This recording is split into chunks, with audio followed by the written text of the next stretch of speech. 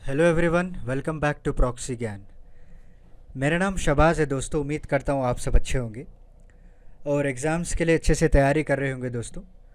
आज का जो हमारा टॉपिक है वो वर्ल्ड क्लाइमेट के रिलेटेड आज हम पढ़ेंगे। जी हाँ, क्योंकि अभी इसी साल या जो है सिक्स्थ असेसमेंट रिपोर्ट पब्लिश होने वाली है, तो उससे पहले थोड़ा बहुत हम एनालिसिस करेंगे कि पहले जो रिपोर्ट्स पब्लिश किए गए थे किस तरह से उन्होंने मेजर किया है क्लाइमेट चेंज को when compare to the 1990 levels, और आगे जो रिपोर्ट अभी पब्लिश होने वाली है उसके क्या अंदाज़ हैं, उनके क्या फैक्टर्स को ये लोग कवर करने वाले हैं। ये सारा कुछ मैं आपको इस लेक्चर में बताऊंगा। इस लेक्चर में हम सिर्फ एनालिटिकल करेंगे दोस्तों, क्योंकि रिपोर्ट अभी पब्लिश नहीं हुई है। इसका सेकेंड पार्ट अभी नेक्स्ट ईयर भी आने वाला है सिक्स्थ असेसमेंट रिपोर्ट का। बट एनी हाउ, किस तरह से ये लोग अप्रोच करने वाले हैं और पिछले का जो डेटा है और हमारे ह्यूमन एक्टिविटीज़ की वजह से क्या जो चेंजेस आए हैं वो मैं आपको बताऊंगा इस लेक्चर में। तो बिफोर वी प्रोसीड, मैं आपको एक छोटा सा अपडेट देना चाहता हूँ कि अगर आपको कोई भी एग्जामिनेशन काउंसलिंग चाहिए, आप हमारा वेबसाइट है www.proxygyan.com, वहाँ पे विज़िट कर सकते हैं। सारी जानकारी आपको मिल जाएगी। अपने टाइम और रिक्वायरमेंट के हिसाब से आप अपने सेशन को बुक कर सकते हैं। So let's begin our lecture. तो लास्ट फ्यू वीक्स आपने देखा होगा कि किस तरह से जो है डिज़ास्टर छाए हुए हैं डिफरेंट डिफरेंट कंट्रीज़ में। और लेटेस्ट एग्जांपल अगर बात करें तो टर्की, जहाँ पे फायर, जो फॉरेस्ट फायर जिस तरह से फैल रहा है, बहुत ही भयानक मंजर, बहुत ही भयानक वीडियोस हम लोगों को देखने को मिला था न्यूज़ चैनल्स में। और इटाली में भी जो है टेनिस बॉल साइज़ का जो है स्नोफॉल हुआ था वहाँ पे। और कई सारे साउथ अफ्रीका कंट्रीज़ में वहाँ पे ड्रॉट हम लोगों को देखने को मिला है। और डेडली फॉरेस्ट फायर, जैसे अभी बताया मैंने, टर्की, ग्रीस, साइबेरिया में, राइट, यूनाइटेड स्टेट्स में तो रिकॉर्ड ब्रेकिंग हीट वेव्स भी आए हैं। तो ये क्यों हो रहा है, मेन चीज़ ओके। और चाइना में भी आपने देखा होगा कि फ्लड्स, बारिश ज़्यादा होने की वजह से वहाँ के कई सारे सिटीज़ बर्बाद हो चुके हैं। तो ये बेसिकली ये सारा कुछ रिलेट होता है आपको क्लाइमेट चेंज के रिलेटेड दोस्तों, ओके।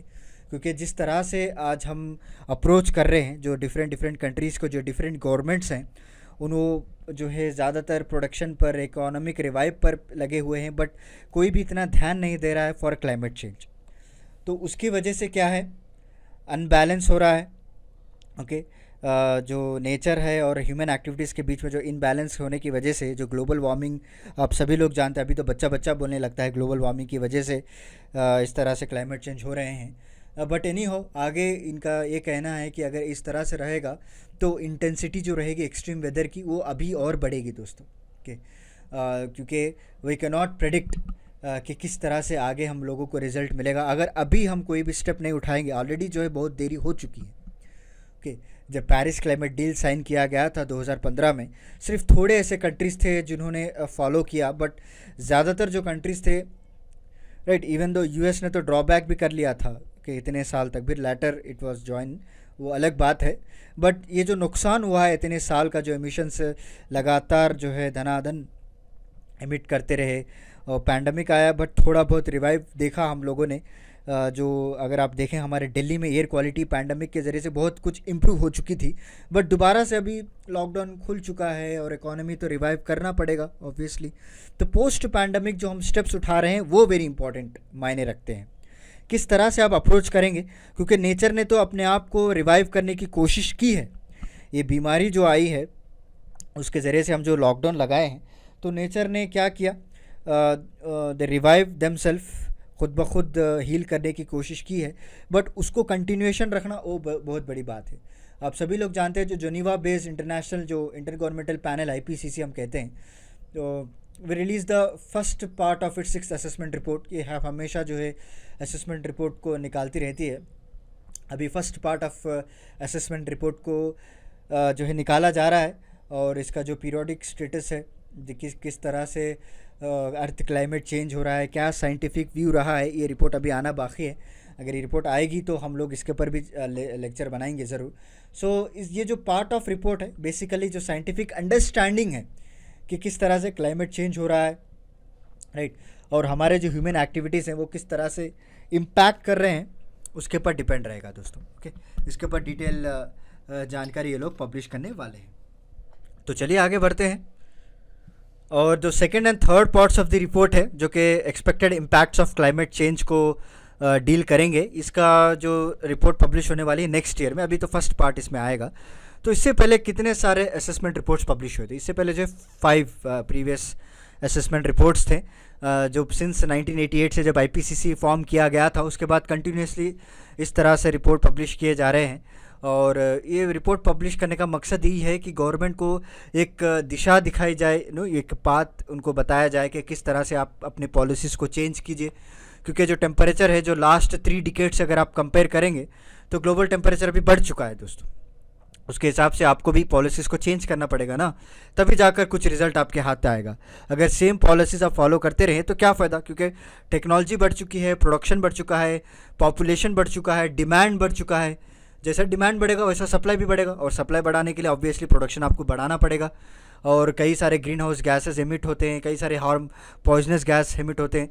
तो टाइम टू टाइम जो है आपको ऐसा नहीं कि हाँ भाई 1990 में हम ये पॉलिसीज़ फॉलो करते रहे, आज भी हम वही पुराना वाला फॉलो करेंगे, नहीं। 1990 और 2021 इससे अब अगर आप कंपेयर करेंगे तो दुनिया बहुत आगे बढ़ चुकी है दोस्तों। तो ये रिपोर्ट्स का मकसद यही है कि जब ये पब्लिश करेंगे तो गवर्नमेंट को एक पाथ दिखाने के लिए कि ये डेटा आपके सामने आया है, आप इसके हिसाब से जो है कंट्रोल कीजिएगा। ओके। और जब 4th असेसमेंट रिपोर्ट पब्लिश की गई थी 2007 में, इवन आईपीसीसी को जो है नोबेल प्राइज़ भी दिया गया था दोस्तों। ओके, क्योंकि इस तरह से उन्होंने एनालिटिकल एनालिसिस बताई थी, और कई सारे गवर्नमेंट उस वक्त अपने पॉलिसीज़ को भी चेंज किया था 2007 में। तो लेट्स सी क्या होता है। और इस बात जो है कई सारे अपडेटेड नॉलेज और क्लाइमेट सिस्टम को किस तरह से चेंज किया गया है उसके बारे में रिपोर्ट पब्लिश की जाती है। भाई बहुत सारी वॉल्यूम्स रिपोर्ट रहती है, ऐसा नहीं कि सिर्फ सिंगल पेज रहेगा है, बट ऑल ऑफ देम अगर आप देखें 1990 से अगर आप कंपेयर करेंगे, जो ग्लोबल सरफेस टेम्परेचर इंक्रीज़ हुआ है, ये सारा कुछ आपको ह्यूमन एक्टिविटीज़ की वजह से हुआ है दोस्तों। देखिए, दुनिया में जब कोई एक्शन करता है तो उसका अपोजिट रिएक्शन होता है। आप सभी लोग जानते हैं, न्यूटन्स का लॉ भी है। Okay, for every action there is equal and opposite reaction. तब तक आप कुछ अंगली नहीं करेंगे ना तो आपको उसका रिजल्ट नहीं मिलेगा। तो 1950s में जो टेम्परेचर रहा करता था उसके ज़माने से अगर आप आज कंपेयर करेंगे, जो ह्यूमन एक्टिविटीज़ की वजह से हम लोगों को ये परेशानी हो चुकी है और हालत इतनी पहुंच चुकी है कि हम लोग जो है सेपरेट मीटिंग रखते हैं और इसमें तय किया जाता है कि अभी हम 1.5 डिग्री सेंटीग्रेड बढ़ाएंगे नहीं। इतनी हालत हमारी आ चुकी है अभी। सोचिए आप, अगर 2 डिग्री से ज़्यादा अगर चले गया अगर टेम्परेचर, तो कई सारे स्पीसीज़, कई सारे प्लांट्स, कई सारे एनिमल्स, कई सारे आइलैंड्स डूब जाएंगे। तो हमारा मकसद यही लगा हुआ है कि अभी हम 1.5 डिग्री बिलो मेंटेन करेंगे। तो कितना मेंटेन करेंगे, कितना फॉलो करेंगे, ये पर्टिकुलर गवर्नमेंट्स के ऊपर, उनके पॉलिसीज़ के ऊपर, ओके, डिफरेंट कंट्रीज़ के ऊपर डिपेंड रहता है।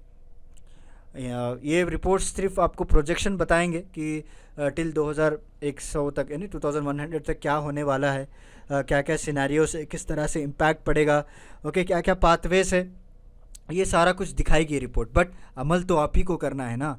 अब पॉलिसीज़ तो वो इस तरह से डिज़ाइन करेंगे तभी जाकर कुछ ना कुछ हम रोक सकेंगे।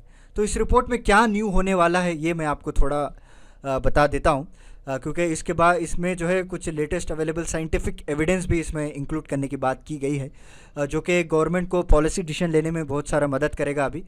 ओके, और रीजनल फोकस पहली बार इसमें इंक्लूड किया गया है दोस्तों। ओके, क्योंकि अभी लोग आपने देखा होगा सिर्फ ग्लोबल सिनेरियोज़ के बारे में बात की जा रही थी आईपीसीसी में, बट इस बार पर्टिकुलर कंट्री को लेकर या फिर पर्टिकुलर एरिया को लेकर रीजनल फोकस के बारे में भी इस बार इंक्लूड किया गया है। क्योंकि इस बार जो क्लाइमेट चेंज है बहुत ही ड्रास्टिकली चेंज हो चुका है। ओके, अगर आपने देखा होगा यूनाइटेड स्टेट्स में ड्रॉट है, इटाली में स्नोफॉल है, टर्की में फॉरेस्ट फायर लग रहे हैं, वहाँ पे देखो ड्रॉट्स है। तो इस तरह से डिफरेंट फैक्टर्स होने की वजह से तो ये लोग भी रीजनल फोकस इस रिपोर्ट में पब्लिश करने की बात की गई है। देखते हैं क्या होता है। हमारे इंडिया रीजन में भी इन्होंने बताया कि ऐसा माना जा रहा है कि जो बे ऑफ बंगाल है, जो बे ऑफ बंगाल वहाँ पे जो सी लेवल हुआ है, कितना हुआ है, उसके ऊपर भी बात करने की इसमें मेंशन किया गया है। बट एग्जैक्ट डेटा कितना होगा ये रिपोर्ट पब्लिश करने के बाद ही आएगी। और दूसरा जो फैक्टर ये लोग कंसिडर करने वाले हैं वो है एक्सट्रीम इवेंट्स को लेकर। मेन फोकस रहेगा एक्सट्रीम वेदर इवेंट्स को लेकर, जो हम लास्ट फ्यू वीक से देखते आ रहे हैं।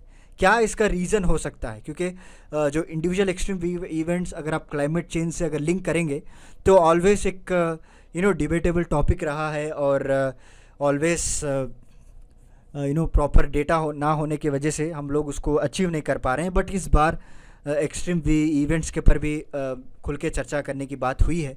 तो देखते हैं रिपोर्ट पब्लिश करने के बाद क्या होता है। ओके। और जो लास्ट ईयर किस तरह से टेम्परेचर था और अभी किस तरह से बदल चुका है, और हमारी जो टेक्नोलॉजी है कितना एडवांसमेंट हुआ है साइंस इस चीज़ को टैकल करने के लिए, वो भी इसमें बताया जाएगा। एंड सिटीज़ एक टॉपिक इसमें मेंशन किया गया है, ये भी एक नई बात है।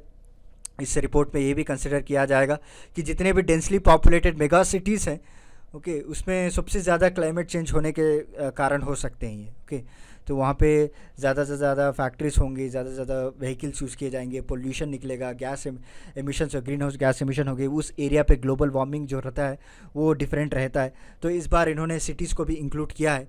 एंड अभी जो स्पेसिफिक सिनेरियो से क्लाइमेट चेंज जो इम्पैक्ट पड़ता है लार्ज अर्बन पॉपुलेशन और जो इंफ्रास्ट्रक्चर ये लोग डेवलप कर रहे हैं, उसका इम्प्लीकेशन क्या होता है, क्योंकि आप सभी लोग जानते हैं अभी ग्रीन इंफ्रास्ट्रक्चर बोल के कॉन्सेप्ट को लेकर आए हैं। क्योंकि आप जो भी बिल्डिंग्स बनेंगे वो सारा कुछ जो है सोलार पैनल्स यूज़ किया जाएगा, सारा कुछ जो ग्रीन इंफ्रास्ट्रक्चर हो वहाँ पे ज़्यादा से ज़्यादा पेड़ लगाए जाएंगे। तो इस तरह से अभी वो भी फैक्टर इन्होंने कंसिडर किया है। बट एनी हाउ इसका सेकंड पार्ट आपको, second and third part next year आपको देखने को मिलेगा, और देखते हैं क्या होता है। Because IPCC is expected to present a more integrated understanding of situation. इनका मकसद ये है कि जब ये रिपोर्ट पब्लिश करेंगे ताकि सारे फैक्टर्स को इंक्लूड किया जाए, ताकि आपके सामने पिक्चर खुल के आ जाए। ओके, एक इंटीग्रेटेड अंडरस्टैंडिंग हो, आपको लिंक बना रहे कि क्रॉस लिंक एविडेंस अगर आप ये कर रहे हैं तो उसका इम्पैक्ट क्या पड़ने वाला है। ओके, और डिफरेंट जो ओपिनियंस पेश किए जाएंगे, कई सारे सोशल इम्प्लीकेशंस आपको देखने को मिलेंगे, राइट। और ये जो ताकि गवर्नमेंट को भी एक फुल्ली आइडिया रह जाए कि हम इस तरह से पॉलिसीज़ आगे डिज़ाइन करेंगे। और ये जो ग्लोबल क्लाइमेट आर्किटेक्चर है, ऑब्वियसली अभी तो पेरिस क्लाइमेट डील के अंदर ये लोग साइन करें, इससे पहले तो क्योटो प्रोटोकॉल रहा करता था, राइट। उसको हमने ओवरकम किया, पेरिस क्लाइमेट डील एग्रीमेंट 2015 से वहीं से चल रहा है। और इसके तहत आप सभी लोग जानते हैं हमने डिसाइड किया था कि बिलो 2 डिग्री सेंटीग्रेड जो टेम्परेचर हम मेंटेन करेंगे।